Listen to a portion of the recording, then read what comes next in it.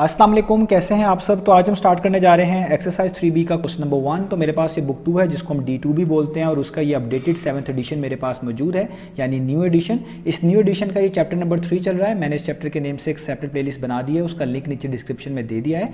आपको इस चैप्टर से रिलेटेड, इसकी तमाम एक्सरसाइज से रिलेटेड तमाम सोल्यूशन इसी प्लेलिस्ट में आसानी से मिल जाएंगे। तो अगर आप इंटरेस्टेड हो तो इस चैप्टर की प्लेलिस्ट का लिंक नीचे डिस्क्रिप्शन में से देख सकते हैं। इसके अलावा आपको डिस्क्रिप्शन में मेरे फेसबुक पेज का लिंक भी मिलेगा। आप अपने क्वेश्चंस को, सजेशंस को इसी फेसबुक पेज के थ्रू मुझ तक भी पहुंचा सकते हैं।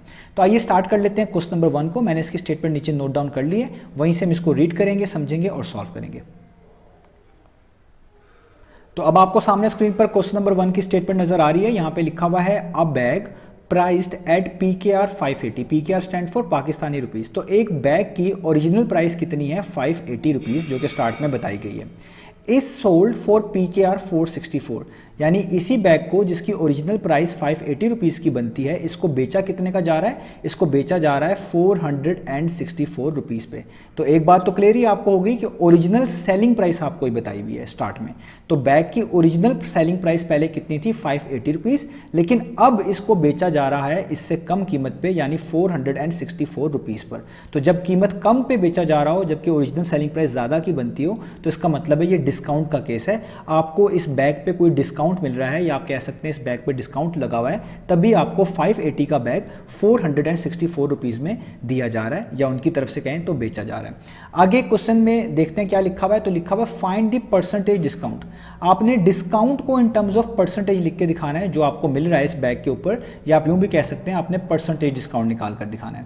डिस्काउंट एक जनरल वैल्यू होती है, जो मार्क प्राइस और सेलिंग प्राइस का फर्क होता है उसको डिस्काउंट बोलते हैं। मार्क प्राइस किसे बोलते हैं? वो प्राइस जो कि उस बैग के ऊपर लिखी हुई होगी, उसके साथ जो लेबल लटका हुआ होगा जिस पे उसकी प्राइस लिखी होगी, उसको उसकी मार्क प्राइस बोलते हैं। तो मार्क प्राइस में और जितने का बेचा जा रहा होता है, यानी सेलिंग प्राइस में जो फर्क होता है, उसी को डिस्काउंट बोलते हैं। और अगर इस डिस्काउंट को परसेंटेज में रिप्रेजेंट करें तो फिर इसको हम परसेंटेज डिस्काउंट बोलते हैं। तो परसेंटेज डिस्काउंट निकालने के लिए आपको दो फॉर्मुलास पता होने चाहिए। वही दोनों फॉर्मुलास की मदद से आप ना सिर्फ ये वाला क्वेश्चन आसानी से कर सकते हैं, बल्कि आगे आने वाले क्वेश्चन भी आसानी से कर सकते हैं। तो पहला फॉर्मूला जो आपको पता होना चाहिए, जो मैं यहाँ पे लिख रहा हूँ, वो है सिंपल डिस्काउंट निकालने का। तो डिस्काउंट किस तरह कैलकुलेट किया जाता है? डिस्काउंट कैलकुलेट किया जाता है मार्क्ड प्राइस, यानी वो प्राइस जो उस आर्टिकल के ऊपर लिखी हुई होती है या लेबल लगा होता है, उसको मार्क प्राइस कहा जाता है। इसको कभी कभार ओरिजिनल सेलिंग प्राइस भी बोलते हैं या लिस्ट प्राइस भी बोलते हैं, तीनों के मीनिंग सेम है। तो मार्क प्राइस में से अगर आप सेलिंग प्राइस माइनस कर दें, जिसपे वो अब बिक रहा है, जो न्यू प्राइस है, तो हम कहते हैं कि आपको क्या मिला है? डिस्काउंट मिला है। और इसी तरीके से आपको discount in terms of percentage का भी फॉर्मूला आना चाहिए कि जब आपको परसेंटेज डिस्काउंट निकालना होगा तो आपने फॉर्मूला यूज़ करना है discount percentage is equal to discount, यानी ऊपर लिखेंगे डिस्काउंट की वैल्यू, इसको हमेशा डिवाइड कर देंगे मार्क्ड प्राइस से। मार्क्ड प्राइस है जिसका अभी ऊपर जिक्र किया। मार्क प्राइस वो वाली प्राइस होती है जो भी चीज़ आप लेने जाते हैं उसके ऊपर लेबल के साथ लिखी होती है। तो और इसको मल्टीप्लाई कर देंगे 100% के साथ। तो ये दो फॉर्मूलाज आपने याद रखने हैं, इसी की मदद से आपको काफ़ी चीज़ें फाइंड आउट करने में आसानी होगी। तो अब स्टार्ट करते हैं अपने सोल्यूशन को। तो देखिए हमें क्या गिवन है, हम पहले यहाँ पे लिखते हैं हमें गिवन क्या है। तो हमें गिवन है ओरिजिनल प्राइस, जिसको बोलते हैं मार्क्ड प्राइस। ये मार्क्ड प्राइस कहलाएगी। जो ओरिजिनल सेलिंग प्राइस होती है जिस पे चीज़ ने बिकना होता है, वो उसकी कहलाती है मार्क्ड प्राइस। वो अलग बात है, अब वो 464 की बिक रही है, इसको बोलेंगे उसकी सेलिंग प्राइस। तो जो उसकी ओरिजिनल थी प्राइस, जिससे कम का वो बिक रहा है, यानी जो ओरिजिनल थी उसको मार्क बोलेंगे, और अब जितने का बिक रहा है उसको हम सेलिंग प्राइस के सेक्शन में सेलिंग प्राइस बोलेंगे। तो आप लिख सकते हैं ओरिजिनल या मार्क प्राइस। ओरिजिनल प्राइस कह सकते हैं या मार्क प्राइस कह सकते हैं। ज़्यादातर मार्क प्राइस का वर्ड ही यूज़ करेंगे, तो इसलिए मैंने यहाँ पे दोनों लिख दी ताकि आपके लिए आसानी हो। तो ओरिजिनल या मार्क प्राइस कितनी है? वो है 580 रुपीज़। तो आप लिखेंगे 580 रुपीज़, ठीक है। सेल कितने पे हो रही है? तो सेलिंग प्राइस कितनी है? तो यहाँ पे हम लिखेंगे सेलिंग प्राइस। सेलिंग प्राइस किसकी? इस बैग की। वो अब डिस्काउंट की वजह से कितने की सेल हो रही है? 464 रुपीज़ के। तो आप यहाँ पे लिखेंगे 464 अब निकालना क्या, परसेंटेज डिस्काउंट, ये चीज़ निकालनी है। तो आप देखिए परसेंटेज डिस्काउंट के फॉर्मूले में पहले आपके पास क्या होना चाहिए, डिस्काउंट होना चाहिए। आपको पहले डिस्काउंट पता होना चाहिए कि डिस्काउंट कितना मिला है, कितने कम पैसे में आपको मिल रहा है, या आप कह लें कितने पैसे छोड़े गए हैं उस बैग में जितने का अब आपको मिल रहा है। तो डिस्काउंट के लिए आपको ये पहले वाला फॉर्मूला यूज़ करना पड़ेगा और उसकी वैल्यू यहाँ पे दूसरे फॉर्मूले में पुट करनी पड़ेगी। तो डिस्काउंट का फॉर्मूला ऊपर लिखा हुआ है, मैं वही यहाँ पे कोट करूँगा शॉर्ट फॉर्म में। तो डिस्काउंट होता है मार्क प्राइस, जिसको लिखते हैं M.P माइनस सेलिंग प्राइस, जिसको लिखते हैं शॉर्ट फॉर्म में S.P। तो मार्क प्राइस ऊपर गिवन है, मैंने लिख दिया, वो है 580 रुपीज़, और सेलिंग प्राइस जितने का अब बिक रहा है वो है 464 रुपीज़।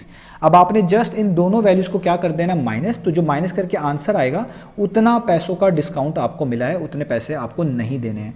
तो 580 में से जब आप 464 निकालेंगे तो आपको मिलेंगे पाकिस्तानी रुपीज़ के अंदर 116, यानी बैग पे आपको 116 रुपये का या 116 रुपीज़ का डिस्काउंट मिल रहा है। तो यहाँ पे डिस्काउंट हमने निकाल लिया। अब हमें क्या चाहिए, हमें तो discount in terms of percentage चाहिए। तो उसका ऊपर फॉर्मूला आपको लिखा हुआ है, इसमें अब ये सारी वैल्यूज पुट कर दें, आपके पास discount in terms of percentage आ जाएगा।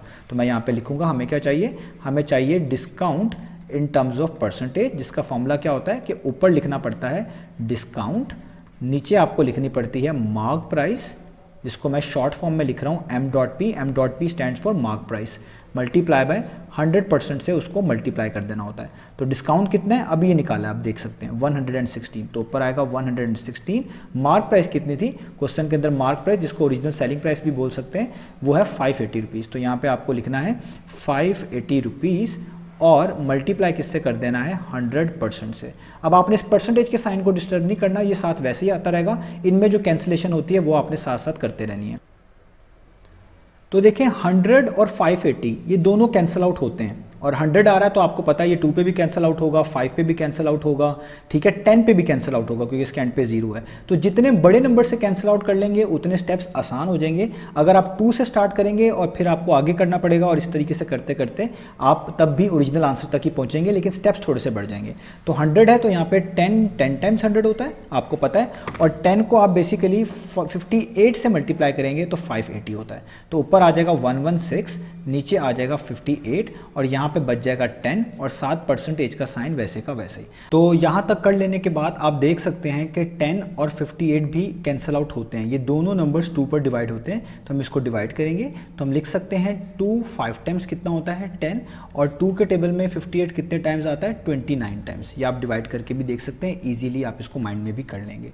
तो आपके पास यहाँ पर क्या बच जाएगा, आपके पास बच जाएगा 116 ऊपर, उसके नीचे 29, और यहाँ पे बच जाएगा 5, और परसेंटेज का साइन आप वैसे का वैसे उतार लेंगे। अब 5 और 29 कैंसिल आउट नहीं हो सकते, लेकिन 116 और 29 को कैंसिल आउट किया जा सकता है। तो 29 का अगर आप टेबल पढ़ें तो 29 4 टाइम्स 116 होता है, या आप यूँ भी कह सकते हैं 116 29 से डिवाइड होता है। तो हम यहाँ पे मैं मल्टीप्लाई भी करके दिखा देता हूँ कि अगर आप 29 को 4 से मल्टीप्लाई करते हैं तो 4 9 टाइम्स कितना होता है 36, तो ऊपर आ जाएगा 3, और 4 2 टाइम्स कितना होता है 8, और 8 + 3 कितना होता है 11। तो देखिए 116 ही आ रहा है। तो इससे पता चलता है 29 1 टाइम्स 29 टाइम होगा, और 29 जो है बेसिकली 4 टाइम्स कितना होगा 116, क्योंकि यहाँ पे आपने करके देखा, मैंने आपको करके बताया। 29 एक प्राइम नंबर है, तो ऑब्वियस बात थी कि अगर 29 तो 29 पे डिवाइड हो जाएगा, अगर ऊपर वाला भी 29 पे डिवाइड होता तब भी कैंसिलेशन होती। तो इससे आपको जल्दी से गैस हो जाएगा कि इनको 29 पे चेक किया जा सकता है। अगर ये कट हो जाए तो कट कर दें, जिस तरह मैंने कर दिया। अगर नहीं होते तो आपको समझ आ जाएगा कि इससे ज़्यादा कैंसिलेशन पॉसिबल नहीं है, ऊपर वाले को ऊपर से और नीचे वाले को नीचे से मल्टीप्लाई करके लिख देंगे तो वो उसका फाइनल आंसर होता। क्योंकि यहाँ पे कट हो गए हैं तो अब हमें ये चीज़ लिखनी है। तो अब यहाँ पे ऊपर आप देख सकते हैं 4 बचा, नीचे 1 लिखने की जरूरत नहीं होती, और साथ उसके 5 बचा, और परसेंटेज का साइन वैसे का वैसे ही लिखना है। तो 4 5 टाइम्स कितना होता है 20, और साथ परसेंटेज का साइन वैसे ही। इसका मतलब जो वो परसेंटेज डिस्काउंट हमें कह रहे थे उन्होंने निकाल के दिखाना है, वो हमारे पास आ चुका है। वो कितना बनता है 20%। तो यही हमारा आंसर है, यही हमने फाइंड आउट करके दिखाना था। तो उम्मीद है आपको ये क्वेश्चन समझ आया होगा। इंशाल्लाह नेक्स्ट वीडियो से मिलेंगे बाकी सॉल्यूशंस के साथ।